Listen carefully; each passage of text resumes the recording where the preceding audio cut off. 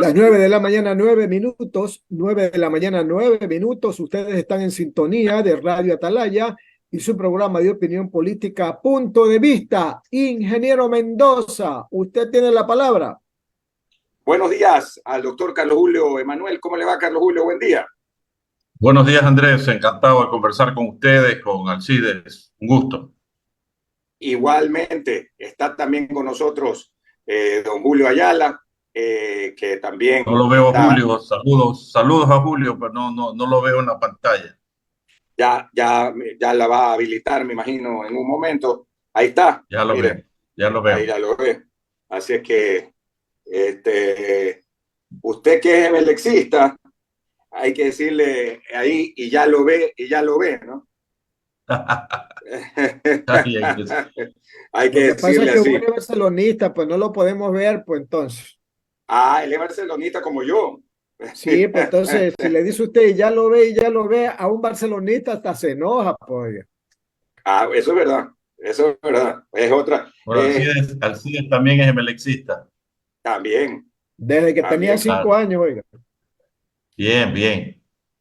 Bueno, todos tenemos nuestras virtudes y defectos, ¿no? En todo caso, depende de quién, cómo se los vea. Oye, a propósito, hoy Es llega el es entrenador lo de que hay que Melega. decir. ¿Qué decía Canulo? No, pues efectivamente, todos tienen virtudes y defectos, y unos más virtudes que defectos, ¿no? Entonces, así mismo es. Así mismo es. Y decía que hoy llega el entrenador de Melec, Alcides, ¿no? Leonel Álvarez. Así he Ojalá que visto. venga con todos los arrestos para que ponga orden y disciplina y que le encumbra al Emelec hacia mejores partidos, que sea más ofensivo, que ponga bastante disciplina y que logre otra vez recuperar el ánimo de la hinchada melecista tan decaída por los últimos acontecimientos que todos conocemos. Claro que sí. Pues, Nadie lamentablemente reemplazó a Miller Bolaños, Alcides. Con todos los problemas disciplinarios de Miller, es hombre gol. Si lo vas a sacar por temas disciplinarios, busca a alguien que sea equivalente, ¿no? Eso no hubo, no ha habido. Así y estamos de acuerdo. se lesionó pues en Emelec también Cristian Novoa, que no es También, hombre gol, pero sí es un jugador de, digamos, sí, que pues arma, ¿no? una lástima, ¿no? Pero bueno, hay que seguir teniendo esperanza que las cosas mejoren. Sí, nosotros los barcelonistas también. Así, así que bueno, Bueno, vamos a empezar cuando son las 9:15, las preguntas del licenciado Alcides Montilla García y el licenciado Julio Ayala Serra para empezar esta interesante entrevista con el ex ministro de Finanzas, de Economía y Finanzas, Carlos Julio Emanuel, también fue ex gerente del Banco Central del Ecuador, Alcides. Doctor, siempre se ha dicho que los que siempre hacen lo mismo tienen como resultado lo mismo y en la materia económica parece que eso es una realidad. ¿Qué hacer con el país, doctor? Todos los años es la misma ruleta, el mismo carrusel, tributos por un lado, más impuestos por otro, subsidios a los combustibles, el gasto o la grasa presupuestaria que no baja siempre sube, más impuestos y todos, pues al final de cuentas, el que la paga es el ciudadano. Entonces yo le pregunto, estamos en este momento con una deuda externa que sigue subiendo, estamos con más empleados públicos, estamos con más impuestos, y el crecimiento económico de este año se lo ha pronosticado en 0,8%, ni siquiera lejos de lo que significa el crecimiento de la población, que es más de 3%. ¿Qué debemos hacer, doctor? ¿Qué cambios debemos hacer en la política? Un recambio total. mire, hay una frase que dice que uno es esclavo de lo que dice eh, y es dueño de lo que calla. Con mayor razón, uno es esclavo de lo que escribe. Yo hace 2 años escribí un libro, le obsequié uno a usted, si mal no Claro, ahí lo recuerdo, tengo.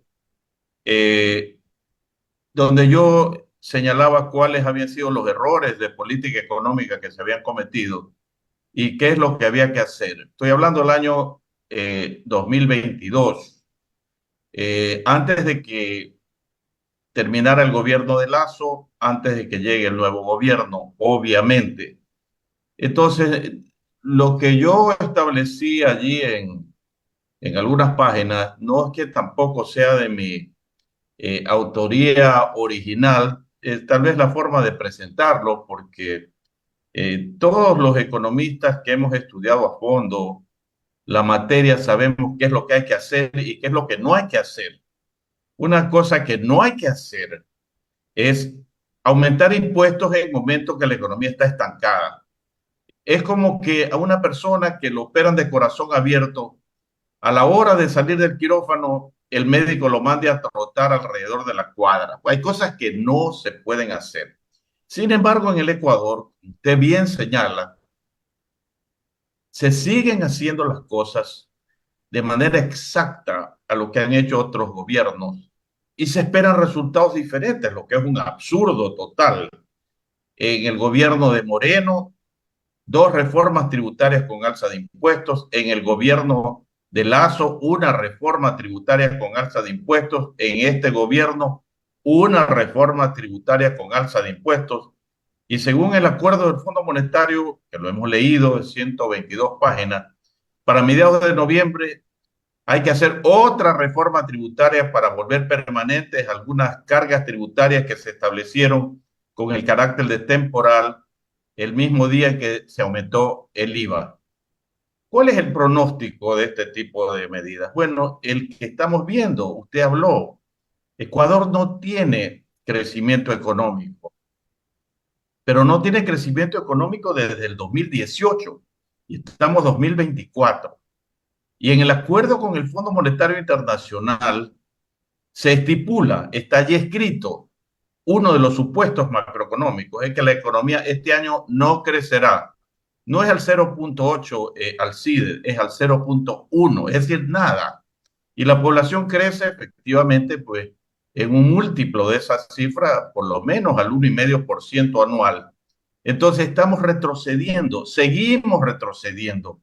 Yo lo que no entiendo, lo digo con toda franqueza, es cómo un gobierno o un ministro de Economía firma un acuerdo con el Fondo Monetario Internacional en el que se compromete a hacer una serie de cosas, aumentar el IVA, eliminar subsidios a los combustibles, volver permanentes otras cargas tributarias que fueron declaradas temporales por parte de la Asamblea Nacional, y a cambio de eso, cero crecimiento económico.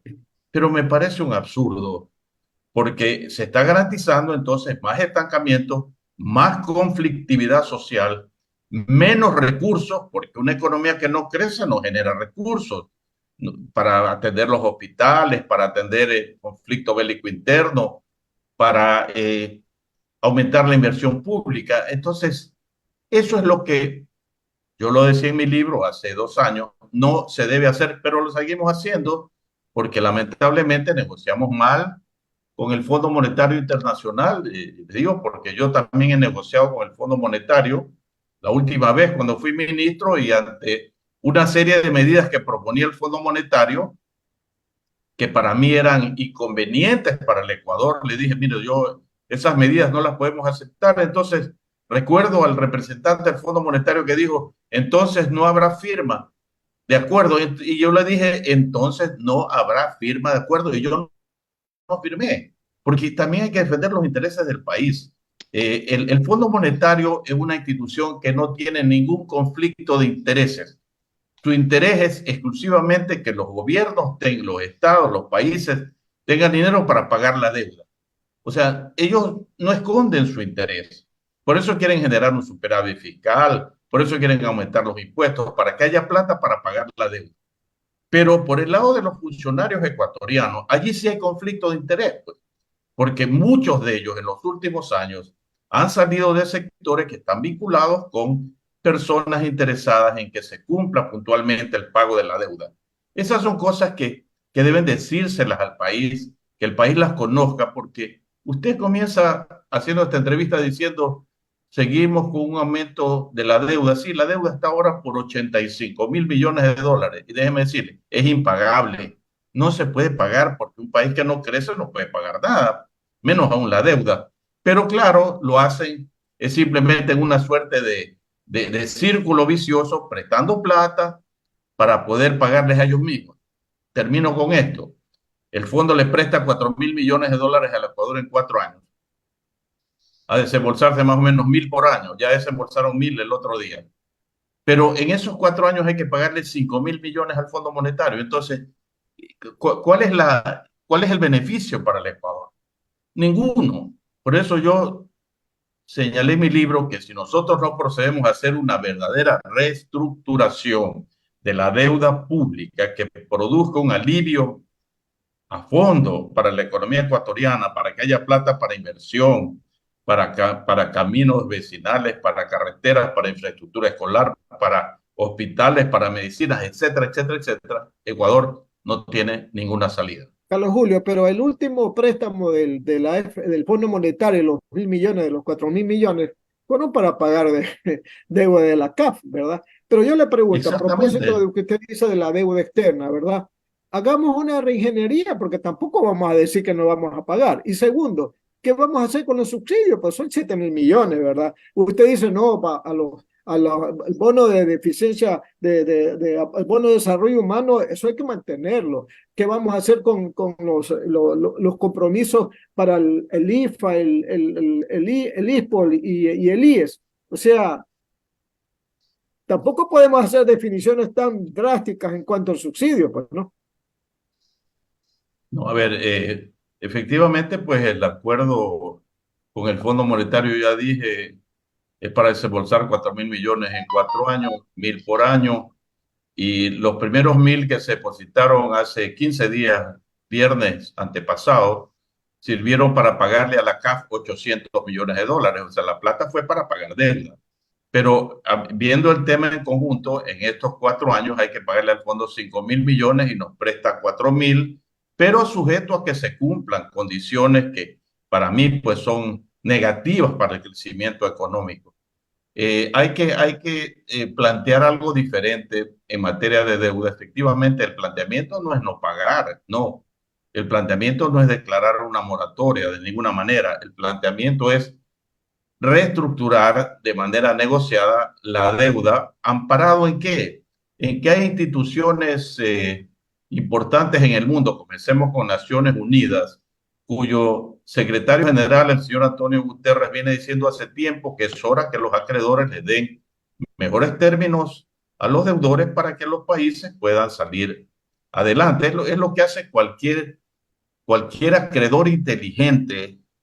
Por ejemplo, un ecuatoriano pierde su empleo, un ciudadano, no puede pagar la tarjeta de crédito, digamos una cuota de, voy a imaginarme, 500 dólares mensuales, porque perdió su empleo, pero puede ir al banco y decirle, mira, 500 no puedo pagar, pero sí puedo pagarte 140 o 150. Y llega a un acuerdo.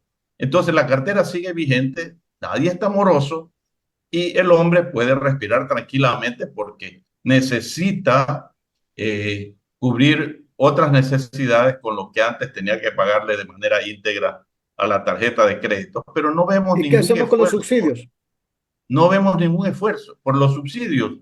Bueno, mire, Alcides, yo pregunto, en el 2009, si mal no recuerdo, Lenín Moreno estuvo a punto de caerse porque anunció que iba a eliminar los subsidios. Se armó eh, un conflicto muy serio en las calles de Quito, que Lenín Moreno tuvo que venir al exilio a Guayaquil. Recordemos, vino acá se le dio posada porque allá lo tumbaban. Es en Quito donde tumban presidentes, ya lo sabemos. Pero ¿qué dijo Lenín Moreno? En 15 días estaremos focalizando los combustibles. 15 días, habló de 2009. Han pasado más de 5 años. ¿Por qué no han focalizado? ¿Sabe por qué no han focalizado? Porque el problema de los combustibles y de los precios de los combustibles y de los subsidios de los combustibles es algo que no se le quiere transparentar al país. ¿Por qué? Porque no es verdad pues que nosotros solamente importamos derivados. Nosotros también exportamos derivados. Entonces yo quiero que las autoridades de la energía se dediquen unos días a prepararle al país un cuadro en el que sale toda la balanza energética para que se sepa exactamente cuál es el subsidio, es decir, qué es lo que el Estado está sacando de su bolsillo para beneficio de determinados sectores de ecuatorianos. Yo he escuchado a personas que manejan estos temas de manera técnica, por ejemplo, el presidente de la Asociación de Trabajadores de Energía y Petróleo, el ingeniero David Almeida, si mal no recuerdo, David Almeida Campana, y él ha establecido que en algunos años no solo que no hay subsidio, sino que se produce un superávit. Pero en todo caso, yo no voy a adelantar cifras, lo que quiero es que se presenten los conceptos. Y finalmente, si el Ecuador, que produce petróleo, por decir, pues en el campo Sacha se produce, yo qué sé, pues alrededor de $10 el barril de petróleo, por lo tanto los derivados que salen del campo Sacha, de ese petróleo barato, no tienen un precio internacional. Pero si finalmente el gobierno dice, pese a todo esto, pese a que efectivamente nosotros exportamos, importamos y la balanza no es tan negativa para el gobierno, pues yo quiero poner un impuesto que lo transparente y diga, quiero poner un impuesto, pero que no sigan hablando que el subsidio por aquí y el subsidio por acá y no nos dicen de manera completa y transparente cuál es la realidad. 9 de la mañana, 29 minutos, Radio Atalaya y su programa de opinión política, Punto de Vista. Continuamos esta entrevista al economista Carlos Julio Emanuel con más preguntas de mi compañero Julio Ayala. Adelante, Julio. Parece que tenemos algún problema de comunicación con Julio. Está congelada la imagen de Julio. Mientras se repone este problema, Carlos Julio, le quisiera preguntar sobre el tema del alza del IVA, ¿verdad? Hasta el momento ya va más de un mes. ¿Ha visto alguna repercusión, alguna carestía de los productos, alguna estimación de la inflación producto de esta alza? No escuché bien, estaba entrecortado, Alcides. Le comentaba que el tema del alza del IVA, ¿verdad? Que lleva Ya. más de un mes y pico, ha afectado a las transacciones de compra, ha afectado un poco a la inflación. ¿Qué efectos ha tenido esta alza? Los efectos esperados, Ecuador tiene una economía que con un componente altamente especulativo. Antes de que se pusiera en vigencia el alza del IVA, muchos empresarios, comerciantes elevaron precios en anticipación al alza del IVA. Una vez que se dio el IVA, en la Asamblea Nacional, el aumento del IVA, los precios subieron más. Yo creo que en lo personal, yo he experimentado un aumento en algunos productos de por lo menos el 15-20%, en otros de manera específica mucho más que el 15-20%, porque eso es lo que ocurre, pues, cuando un gobierno le dice al país, vamos a subir el IVA y no hay problema porque no hay eh, IVA sobre productos de primera necesidad, es una mentira a medias o una verdad a medias, como quiera ponerse. Porque efectivamente, pues en la factura final en un supermercado no hay IVA sobre productos de primera necesidad, lo que es comida. Pero lo que ocurre es que la cadena de producción no comienza en el supermercado, pues la cadena de producción comienza en los lugares donde se produce, luego se empaca, luego se transporta y todo ese proceso sí es grabado por el IVA. Sí se graba la gasolina, sí se graban las llantas, sí se graban los vehículos. ¿Y qué hacen estas personas que están en la cadena de producción? Traspasar el costo que le ha sido aumentado para su negocio en el producto final, el transportar un saco de papas de la sierra a la costa. Puede que la papa no sea grabada al final, pero el costo de transporte eleva el precio Entonces ya cuando llega al supermercado es un precio elevado con un IVA que ya no es 12, sino que es 15. Entonces dice, ah, pues son 3 puntos, pero cuando uno ve matemáticamente, mejor dicho, aritméticamente, elevar de 12 al 15 el IVA es una elevación de 25% del IVA. Y tiene el efecto entonces de que los precios de bienes y servicios aumentan. Eso es lo que se ha experimentado en el país y eso no es ninguna novedad para los economistas. Sabemos que eso va a ocurrir y muchos anticipamos este evento. Lamentablemente, pues como la idea era firmar un acuerdo con el Fondo Monetario y decirle que a la ciudadanía que el aumento del IVA era para el conflicto bélico interno, entonces, un poco como que eh, pasó de agache el asunto y ahí lo tenemos ahora. Y sin embargo, pues, como hemos escuchado, sigue faltando dinero, inclusive para el conflicto bélico interno.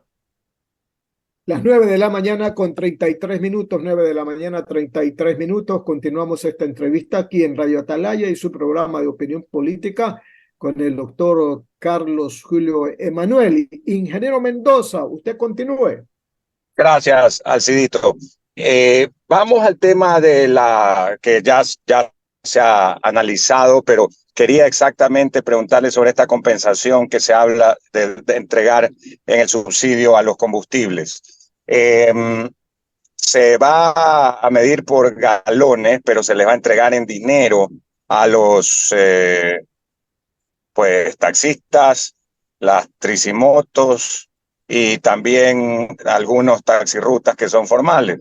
Quedan fuera de eso los Uber, taxi amigos y ejecutivos que se les dice no entran en esa compensación.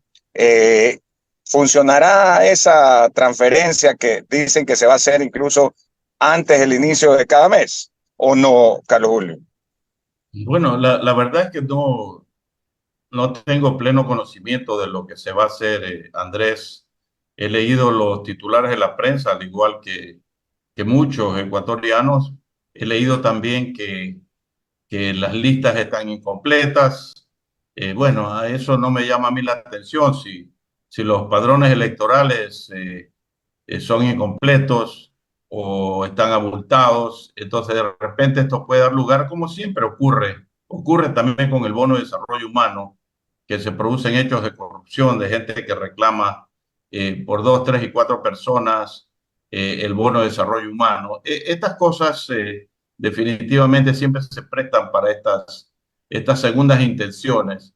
Y volviendo a este tema, algo que me olvidé de mencionar ante la pregunta de Alcides es que se habla mucho de que hay mucho contrabando de combustibles. Acabo de ver en la prensa que se ha encontrado un centro de acopio de combustibles ilegal, clandestino, no sé si es en la provincia de Orellana o es en la provincia de Sucumbíos, lo cual demuestra que hay robo de combustibles y de manera significativa, pero estando en un conflicto bélico interno, desplegadas como están las Fuerzas Armadas en todo el país, hablando de que desde enero, cuando se decretó mediante la decisión que se estableció mediante el decreto 111, me parece, el conflicto bélico interno, Fuerzas Armadas deberían estar desplegadas también en las fronteras para evitar que pase pues esta enorme cantidad de combustible. No estamos contrabandeando alfileres que no se ven, pues son tanqueros y tanques de combustibles. ¿Cómo es que esa fuga por las fronteras, teniendo las Fuerzas Armadas activas, no, ellos deben normalmente controlar las fronteras, para eso son Fuerzas Armadas, pero con mayor razón, a raíz del decreto 111, deberían estar muy vigilantes de las fronteras para evitar que sigan saliendo el combustible? Entonces ya no estamos nosotros frente a una situación de, de que el problema es el precio de los combustibles, sino que hay corrupción también, Andrés. Definitivamente, eso es una gran verdad. Por ejemplo, hace pocos días nos hicieron una exposición comandado por el viceministro de Gobernabilidad el doctor Esteban Torres, pero estaba el viceministro también de Transporte y Obras Públicas, Camilo Ruiz, estaba el viceministro de Economía, el gobernador del Guayas, y nos decían que, por ejemplo, en la provincia de Galápagos hay un 43% más de consumo de combustibles per cápita que en la provincia de Guayas. Entonces uno dice, ¿cómo puede ser que en Galápagos haya un consumo más alto, bastante más alto de combustible per cápita que en la provincia de Guayas? Obviamente que eso se está yendo para otras cosas, ¿no le parece, Carlos Julio? Pero obviamente, entonces ya es problema de control, pues, Andrés, tanto en el tema de Galápagos, te dice que también desde algunas provincias costeras del Ecuador se contrabandea combustible para financiar, por ejemplo, la flota china. Todo eso hemos oído, pero para eso tenemos Fuerza Armada, Fuerza Naval, salvo que algunos de esos elementos estén también inmiscuidos en este tráfico ilegal de un producto de tanta importancia para el Ecuador. Claro que sí. Esa es la gran preocupación. ¿Hasta qué punto, digamos, hasta qué profundidad están metidos fuerzas o ciertos miembros de fuerzas uniformadas del país y también empresariales y autoridades civiles? Porque esa es la gran verdad también. O sea, ¿hasta qué punto están metidos en este tipo de negocios que tienen de por medio a los combustibles? Ahora, la elevación de la gasolina extra y eco va a tener un impacto sin duda en la elevación de precios. Pero ya hubo una elevación de precios o dos, un mes antes de que se aumente el IVA y cuando se aumentó el IVA. Hoy uno va a los supermercados y ya hubo denuncias la semana pasada, tuvieron que ir a una de las cadenas importantes de supermercados en San Borondón, la intendencia, la gobernación, a ver cuánto es que han subido los precios. Pero ahora con esta subida de la gasolina eco y super, sin duda va a haber un aumento otra vez del precio, o me equivoco, Carlos Julio. No te equivocas, Andrés. Va a volver a subir. Definitivamente, lo que yo le decía al CIDES, hay un importante elemento especulativo en la economía ecuatoriana que ante el anuncio de una medida de esta naturaleza ya suben los precios. Cuando finalmente se elevan los precios hay un segundo golpe. Eso pasó en el IVA y eso va a pasar también en el tema de los combustibles. Porque recordemos que no solo es que sube los combustibles, sino que sube el transporte y allí también los dueños de los transportes especulan y tenemos nosotros un alza que no está en relación directa con el aumento inicial que se hace, pero el efecto final es múltiple. Lamentablemente es así. Lamentablemente, esa es la gran verdad. 9 de la mañana con 40 minutos. Vamos a continuar con las preguntas de Alcides y de Julio. Usted nos dice, Alcidito, si va usted o Julio. Sí, no sé si Julio esté enlazado porque tuvo algún problema, algún inconveniente, salió de pantalla, ingeniero. No sé si Julio nos está escuchando, por favor. No, pareciera que no.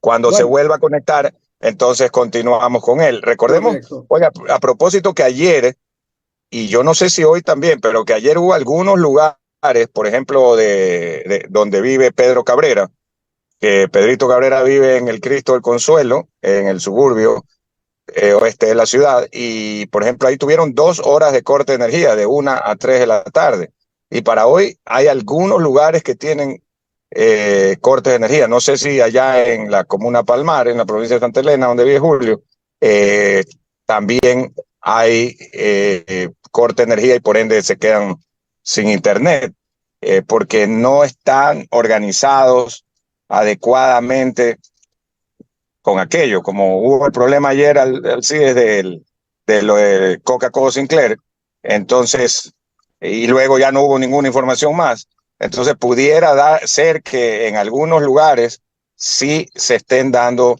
racionamientos, pero ya lo vamos a corroborar en breve. ¿Qué le parece cuando son las 9:42 en Atalaya? Bueno, ayer el ministro Luque dijo que en verdad pues reconoció el error en cuanto a esto de cambiar a cada rato la información, porque se dijo que había apagones, después se dijo que no, se volvió a rectificar diciendo que sí, y terminamos que hubo apagones, ¿verdad? Hubo apagones sectorizados. Para el día de hoy no he leído ninguna prensa de ninguna índole que va a haber racionamiento de energía eléctrica. Pero Carlos Julio, ese es uno de los grandes problemas del país. Aparte de la inseguridad, el tema de los racionamientos eléctricos, hay falta una inversión extranjera, pero no solamente de eso. La inversión extranjera en el Ecuador es pobrísima. El año pasado, 372 millones. Usted sabe la cantidad de plata que ha recibido Perú últimamente en las áreas petroleras y mineras. Cualquier cantidad de dinero, pues. Entonces, si no tenemos alguna recuperación económica, hoy día nomás, el riesgo país 1.380 puntos, el más alto de los últimos meses. ¿Qué salida? Si no hubiese sido por la dolarización, Carlos Julio, ¿qué hubiera sido este país? Dígame. O sea, busquemos alguna salida, no nos podemos quedar estancados, porque el estancamiento significa regresión. Lo más preocupante de los apagones es que se da en medio de una situación de estancamiento económico, cuando ya tenemos un acuerdo con el fondo que dice que creceremos al 0,1%, o sea, al cero. 0,1 es igual que decir cero. Si en esa economía usted le pone un adicional de apagones, entonces el efecto económico adverso va a ser todavía mayor y de repente no vamos a tener ese 0,1%, sino un crecimiento negativo, porque realmente no sabemos exactamente qué es lo que va a ocurrir en el campo energético. Se decía que lo que se esperaban eran lluvias para que se llenen los embalses y funcione todas las centrales hidroeléctricas que tenemos, pero hemos visto que con las últimas precipitaciones se afectaron más bien negativamente las centrales hidroeléctricas y es lo que está produciendo en estos momentos estos apagones esporádicos que realmente no se sabe eh, cuál va a ser el cronograma final de los apagones, porque he visto muchas noticias al respecto, pero lo de fondo es que esto sigue afectando al crecimiento económico y sigue afectando la necesidad de recursos para atender las inmensas necesidades sociales que tiene el Ecuador. Así como la dolarización se convirtió en un recambio fundamental para la economía del Ecuador, tenemos que buscar un recambio que cambie este círculo vicioso en el que estamos en el país, economista, no queda otra. Es justamente la reestructuración de la deuda, Alcides. Yo tengo que insistir en esto porque a grandes males, grandes remedios. Pero con Ecuador todo, pues, está, oiga, perdón. reorganizar la deuda con todo, pues no solamente con el fondo, con los chinos, con todo el mundo, pues. No, no, pues estamos hablando de la deuda total de 85.000 billones, la deuda interna, la deuda externa, la deuda con los organismos financieros internacionales, la deuda con la banca, la deuda que se tiene bilateralmente con los gobiernos. Es un enfoque global, pero yo no escucho absolutamente ninguna iniciativa en ese sentido. Estamos adoptando una política existencialista, es decir, nos sentamos a esperar a ver qué pasa en lugar de ser proactivos y adelantarnos a que esto ocurra.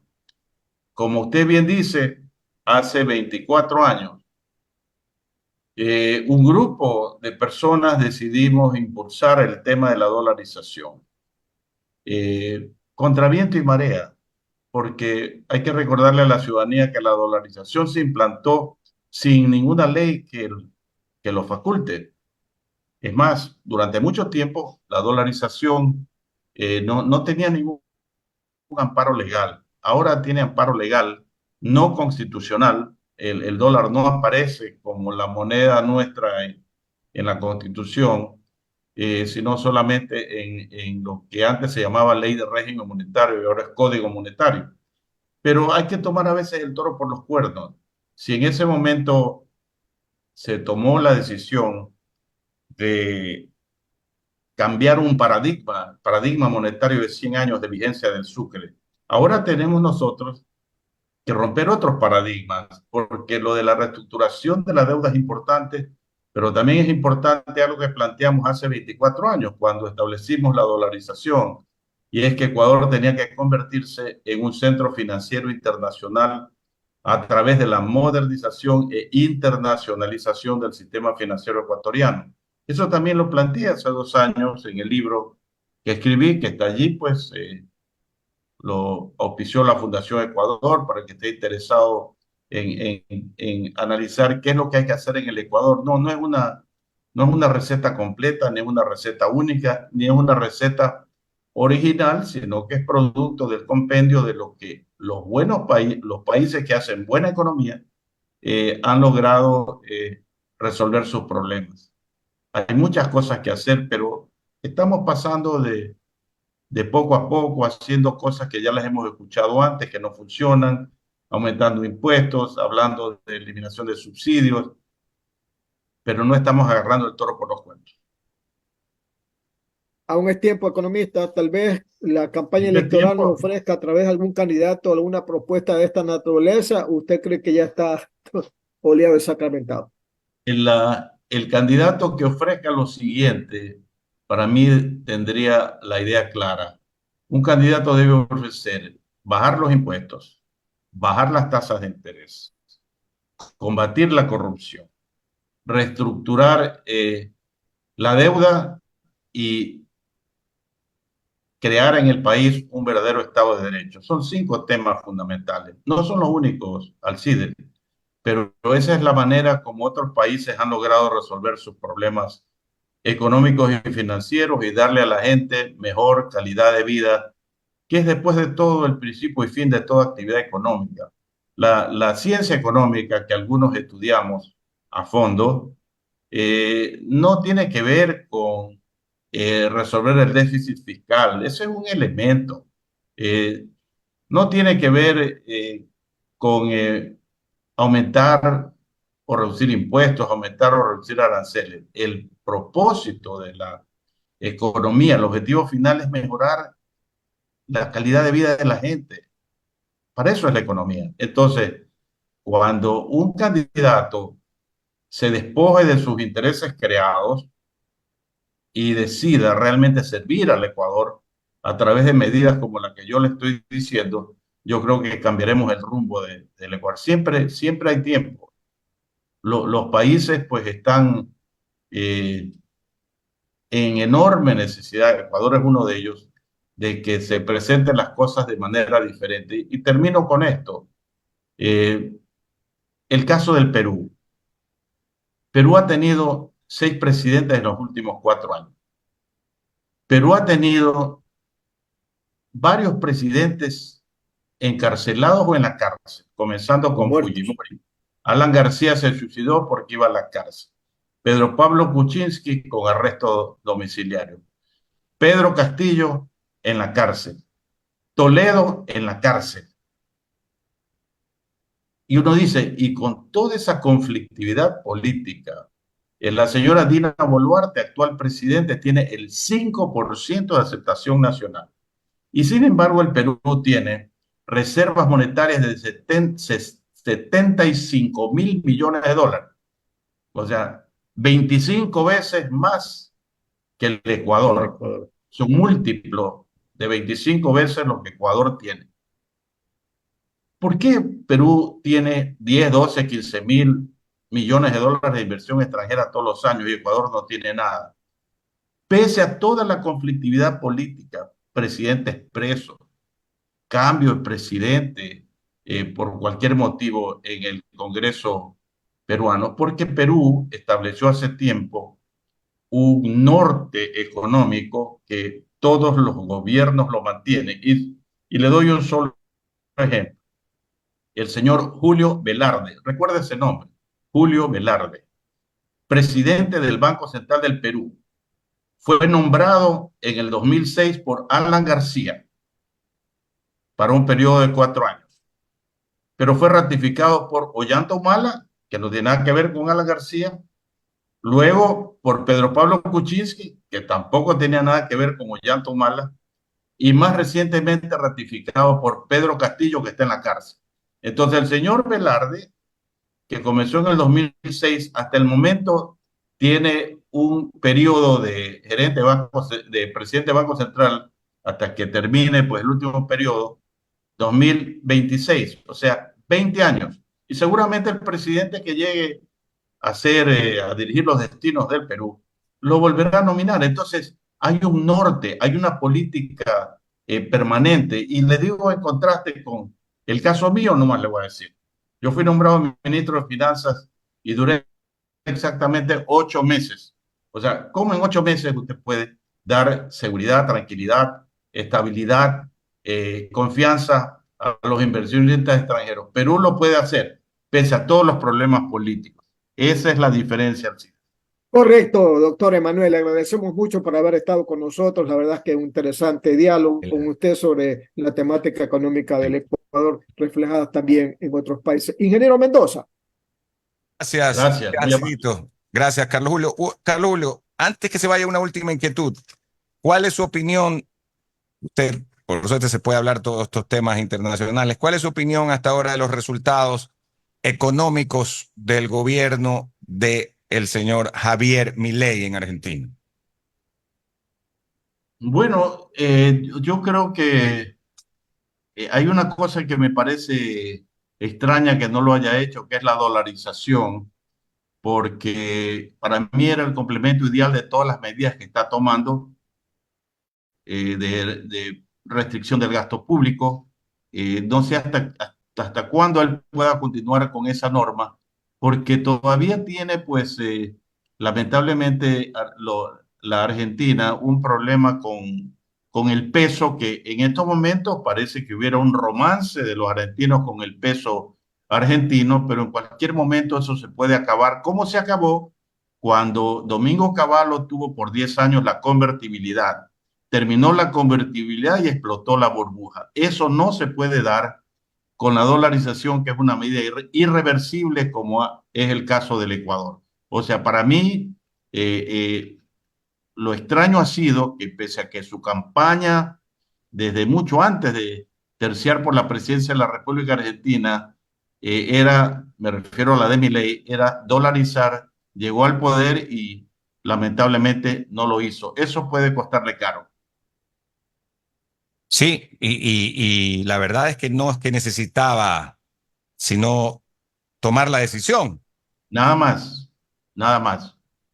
Exactamente. Ahora, en lo que tiene que ver, ya solo para culminar en esta parte de la baja de la inflación y la baja de también de las devaluaciones, o en el sentido o desaceleración de las inflaciones, pero una elevación muy fuerte en lo que tiene que ver a los servicios públicos, una subida muy fuerte que estaban totalmente represados, incluyendo el transporte público.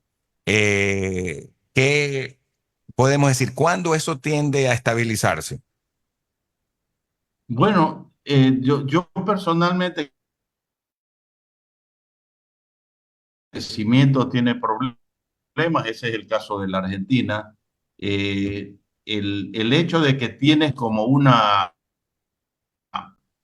bomba de tiempo, la relación peso-dólar para mí es algo que va a gravitar mucho en el futuro económico argentino. Yo he sostenido hace tiempo que para los argentinos el peso no es su moneda, más allá que por razones nacionalistas ellos siguen hablando del peso. La moneda de preferencia de los argentinos es el dólar, y con las medidas que está tomando Milei, es como que esa relación está en una olla de presión, pero con fuego, aunque sea ahora un poco lento, pero fuego. De todas maneras llegará un momento que esa tapa va a explotar. Digo porque lo pudimos ver con Cavallo y la convertibilidad, donde también la inflación bajó sustantivamente, pero 10 años después de convertibilidad, cuando decidieron comenzar a variar el sistema, el tipo de cambio explotó hasta llegar a los niveles que hemos visto que llegó. El problema de fondo, con esto termino, es la preferencia que tienen los argentinos por el dólar de los Estados Unidos. Ese es el punto. Ellos consideran el peso como algo muy transitorio, algo de lo cual se libran rápidamente para adquirir dólares. Y ahora que el dólar la paridad se ha más o menos mantenido, pues estoy seguro que estarán comprando dólares porque internamente, intrínsecamente, mentalmente, los argentinos saben que en algún momento esa relación va a explotar. Esa es la verdad, porque ya lo han vivido tantas veces que ellos ya, así es, la experiencia de ellos va por encima de cualquier oferta o promesa, o no, ellos toman su recaudo, como bien dice el doctor Carlos Julio Emanuel. Le mandamos un abrazo igual, Carlos Julio, y estamos en contacto. Muy buenos días. Muchas gracias a ustedes. Oiga, hoy a las 15 horas se anuncia por parte del gobierno la rueda de prensa a propósito, en la que explicarán lo que tiene que ver con acá le han puesto la estabilización. A ver, tiene un nombre medio, se llama Mecanismo de Protección a los Usuarios, así, Mecanismo de Protección a los Usuarios de Transporte por la implementación del esquema de estabilización de precios en la gasolina extra y ecopaís. Así se llama. 15 horas. Lo primero que hay que aprenderse es ese título, ¿no? Sí, tremendo título, ¿no? Pero, Sí. pero como para no para que hay que hacer un curso para ese título. Claro, por ahí comienza la cosa. Increíble, mecanismo de protección a los usuarios de transporte por la implementación del esquema de estabilización de precios en la gasolina extra de Ecopaís, 15 horas 30 en el Palacio de Carondelet, García Moreno y Chile. Muy bien, estaremos atentos. Todos los días se aprende algo. Muchas gracias a ustedes. Gracias, economista, que le vaya muy bien. Nos vamos a ir a la pausa comercial, Alcidito, y volvemos inmediatamente.